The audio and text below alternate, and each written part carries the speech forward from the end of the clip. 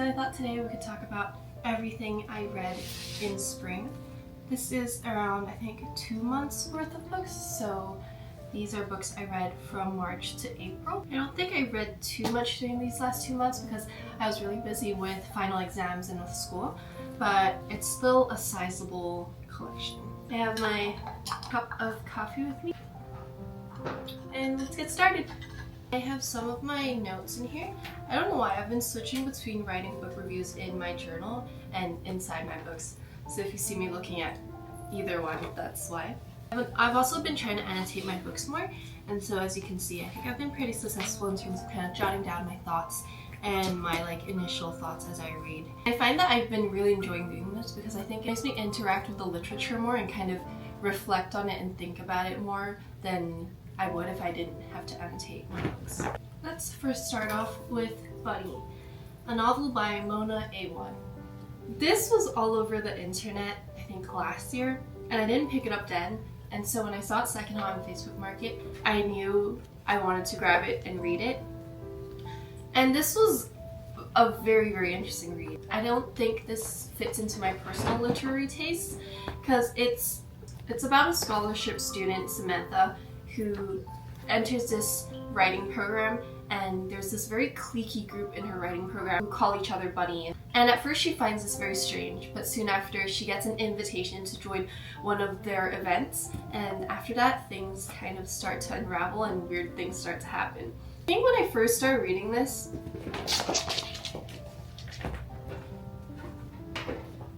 okay, the cats are playing. I think when I first started reading this, I thought I was supposed to gain some sort of metaphorical insight. The things that was happening was supposed to be a symbolism for something. I kept trying to search for meanings within the book, but until I read to the end, I couldn't really make sense of anything.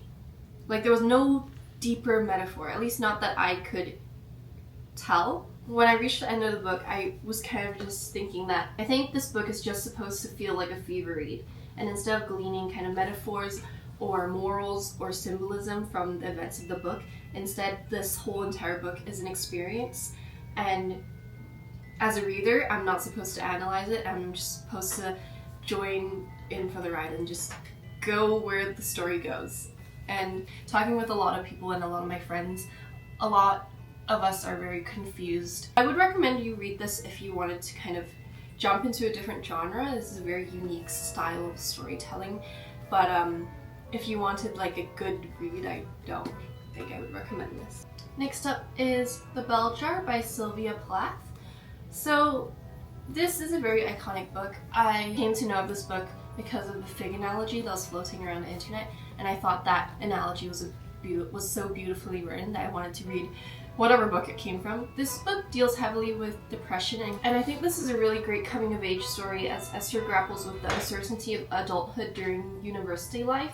And I think the analogy of a bell jar is very smart, as a bell jar kind of distorts and isolates whatever is inside it, and I think throughout the entire book that is how Esther kind of feels in this world. This is definitely a very character-driven novel. There are certain events in the book that happen, but most of it is constrained to kind of main character's thoughts and her feelings. A lot of people say that this is a great insight into Sylvia Plath's own thoughts during that time. I think this is what My Year of Rest and Relaxation was trying to do, but I like this one way, way more, I guess because it's the original, and also because it doesn't romanticize depression as much as My Year of Rest and Relaxation does. But I do think it's important to note that Sylvia Plath was constrained to her sentiments and thoughts and social values of the time. There are certain racist themes and kind of I guess you can say backwards thinking that are present within this book, and that's just something to note. And next up we have The Odyssey by Homer. This was much easier to read than the Iliad. Did I read the Iliad in spring? I also read the Iliad in spring. Maybe I should grab that this week. I also read the Iliad as well, and I thought Odyssey, I don't know if it's a translation or how it's structured, a lot easier to follow, and to me it was just a lot more interesting because this book is about Odysseus and how he travels across the sea and encounters these strange mythical creatures, and harrowing tales as he tries to make his way home, versus the Iliad is just a lot about the politics of the gods, the politics of the humans, and just war. And personally, I found that less interesting. If you were to pick between the two, I would choose to read the Odyssey first. But temporally, the Iliad does precede the Odyssey. And I think I wrote down here, in the Iliad, it was really difficult to keep track of all the different characters. And it was also interesting to see how much the Greek gods meddle with human life. And the way women are depicted in the Iliad and the Odyssey are pretty bizarre. Because I think at one point Zeus literally tells Aphrodite in the Iliad to just leave the war to the men and to like stop meddling because it's not her place. And I just thought like, yeah, sounds about right for that time. I actually decided to read these two in preparation for a lot of the movies and books that are coming out later this year. And yeah, I'm glad I read them. I think when I approach these books, I read this as kind of academic thing. Next up we have Joan Didion, The Year of Magical Thinking. This is my first Joan Didion book, and I love her writing. I think the way she writes is so eloquent, and it's so, like, she understands her own thoughts and emotions so well, and she's able to articulate them so that the reader also feels and understands those exact emotions, which I found was really impressive. This book details how she copes with the loss of her husband, and it grapples with the theme of loss and how we move on from loss of a loved one. And this entire book just made me really sad and really appreciative of the family and friends I have around me. I also relate to the way she turns to factual information as a way to cope with the abstractness of emotions and as a way to control her emotions in a sense, because I feel like sometimes big emotions such as loss and grief are things that are so difficult to grapple with that it's easier to just rationalize and to focus on a fact instead of dealing with that big emotion. Next up we have Crime and Punishment by Dostoevsky. There are so many notes in here because I love it when authors deal with ideas of morality and kind of moral relativism. Those are always ideas that have fascinated me, and so I made a lot of notes and comments. The book details a young man who commits a murder. It like starts off right at the start of the book. And throughout this entire novel, he's grappling with how to reconcile what he did with, I guess, the more objective morality or the morality that exists within the society of his time. And also throughout the book, he's trying to like rationalize his actions and kind of give a moral reason for why he decided to murder that old woman. And again, this is a very character-driven novel. It deals a lot with his thoughts and the way that he perceives the world, and morality kind of shifts and changes as he kind of falls down this rabbit hole of trying to figure out why he did what he did and trying to rationalize what he did. It's a very interesting read, but it was very difficult to follow. I don't know if this is because of the translation I have. This is like a really old book. Like, I was flipping through the pages, and at the end there's like one of those lists where you mail in the books you want to buy, and like that's just crazy to me. Like, and also the prices of these books, they're like $2 Canadian, which is crazy. But anyways, I think because in Russia you call people differently, or you have nicknames depending on the relationships you have with another person, and so Dostoevsky kept interchanging how different characters were called, and so I'd be really confused because like I'd be reading about someone and then all of a sudden there's this new character and I'm like, where did this person come from? Like, who is this person? And then like 3 pages later I realize it's the same person. So yeah, there's a bit of like puzzle piecing going on in my head when I was reading this book. And the book also deals with ideas of nihilism, about morality as not an objective entity, and why certain situations may grant moral improvement. And also there's a lot of utilitarianism ideas.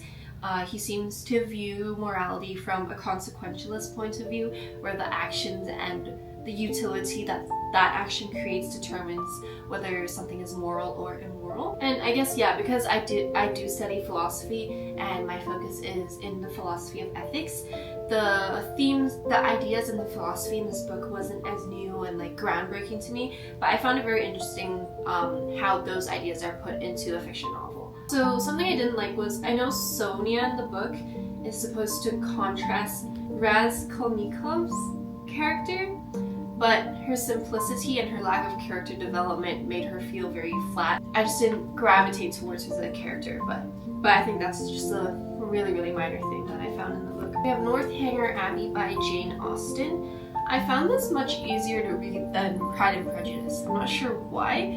Maybe because I've been reading more classic books, or because this is a earlier work of Jane Austen, so her vocabulary and sentence structure is less sophisticated and stylized. I'm not sure why, but I found this a lot easier to read. And when I was reading this, I felt like a kid again, where I'm just like rooting for the protagonist throughout the entire book. And there's also a very clear quote-unquote villain. When Mr. Thorpe was introduced, I was very much quickly icked out, and I was like, no.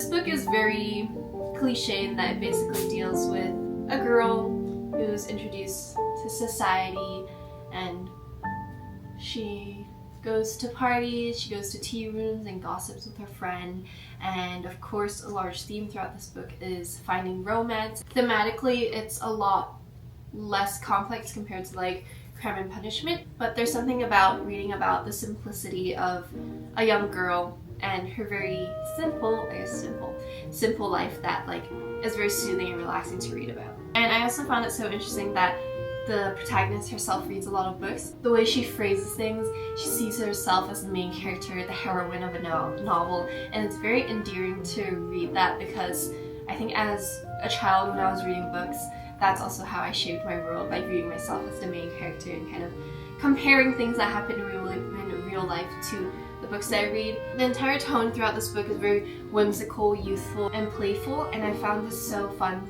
to read because it was just like I was listening to Charlotte yap about her life as like a close friend. And so yeah, I really enjoyed this read. Oh, and Jane Austen's writing is just something else. Like, there's one page I marked down. Instead of saying someone just woke up, she words it as instantaneously with the consciousness of existence. And reading this, I was just like, wow. Wow. Next up, I have Hanya Yanagihara's book, The People in the Trees. This is the same author as the one who wrote A Little Life. Her ability to kind of convey and reflect the taboo and the ugly parts of humanity in such a breathtaking and kind of blunt way. So impressive, and every time I read one of her books, I'm just blown away. And I'm like, after I read the book, I like put it down and I'm just like staring at a wall for 3 hours because I'm just processing everything that I read. I really enjoyed the flow of the language, and something about it reminds me of poetry. The direct and explicit use of words, paired with the underlying conveyance of themes, compiled into a beautiful sentence. This book is also so uniquely structured. It's structured like an autobiography, and there's even like footnotes at the bottom of the pages, which I found really fun to kind of, while reading, have like little footnotes to reference.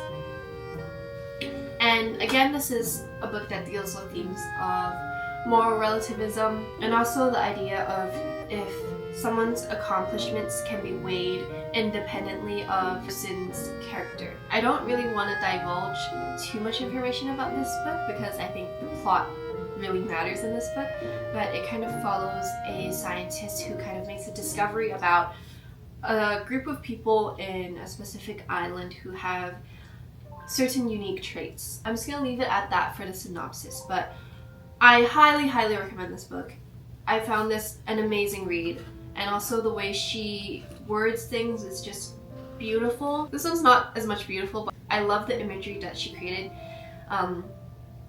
This is talking about a person, and she occasionally resembled nothing so much as a sweet potato when set upon 2 legs and plopped amid us. And also this where she says, for whom every mystery must be attributed to human arrogance and evil. It's kind of talking about how when people don't understand things, or they don't understand science or how things work, they instantly turn to kind of attacking their moral integrity rather than the actual scientific or the factual information behind it. And I thought that was just so relevant to our times. Yeah, I just thought that was a very insightful comment from Yanagihara. And last but not least, we have Little Woman by Louisa M. Alcott. I think I first read this when I was probably in high school, or maybe younger than that.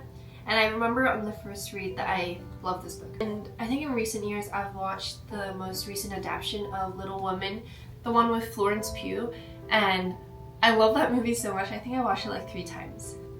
I decided to reread this because I found this beautiful edition on Facebook Market.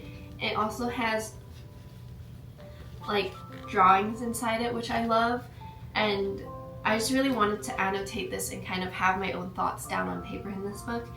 And so I reread it, and yeah, I think this is just a book that every girl should read. I think it details girlhood and the experience of growing up so beautifully and so well done.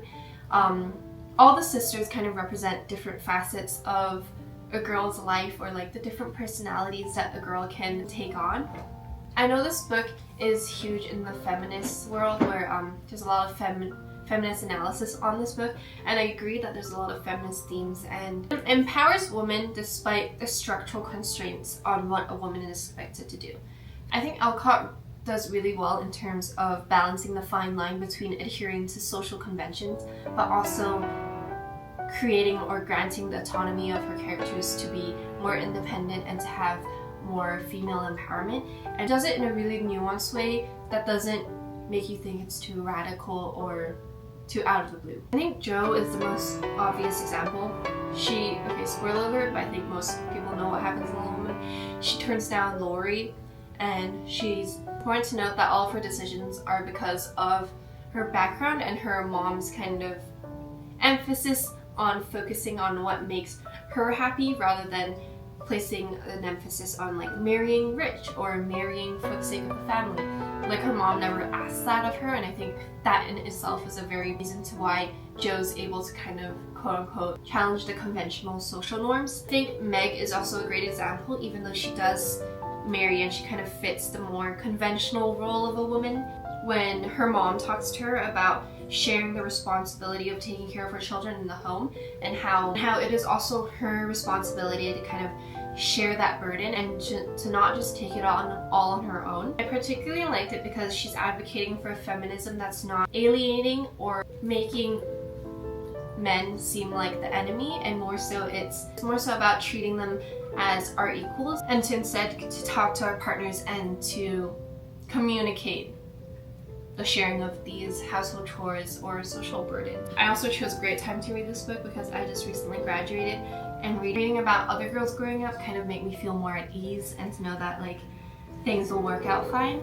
And because I know what happens in this book, I think when I was rereading this, I noticed how the characterization of the sisters start really early on in the book, and their little quirks and their little personality differences are so instantiated and so built up upon very, very early in the book. When I read the book the first time, or when I was watching the movie the first time, it seems like their personality develops as they grow older, and while it does, their personality differences are already very stark right at the start of the book, which I found very interesting. I think this is definitely one of my favorite books, and definitely a kind of feel-good book that I gravitate towards when I just want to read for comfort and to read to feel like everything's gonna be okay. So yeah, these are all the books I read in spring, and if you read anything that was interesting the last couple of months, please let me know. I would love to add it to my future TBRs. I'm always looking for new books to read, even though I have a lot to read. I mean, some of these are already read, but some of them are new, but yeah, there's never too many books. I hope you guys enjoyed this video, and if you did, I post every single week on Saturday or Sunday. So yeah, I'll see you guys next time. Bye!